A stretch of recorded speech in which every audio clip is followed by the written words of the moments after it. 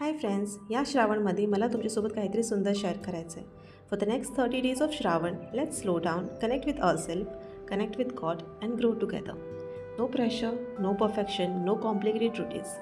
Just 30 days of spiritual reminders and very few simple sadhanas. कधीकधी आपण आयुष्य खूप कॉम्प्लिकेटेड करून टाकतो. सगळं परफेक्ट हवं असतं, ॲस्थेटिक हवं असतं आणि सगळं एकदमच करायचं असतं. पण स्पिरिच्युअलिटी एवढी कॉम्प्लिकेटेड नाही आहे. Maybe one day your sadhana is simply to sit quiet and breathe. Just choose what feels right for you and stay with it. So, if you feel like you need little more peace, faith, simplicity, and hope, like this video and join me on this beautiful journey.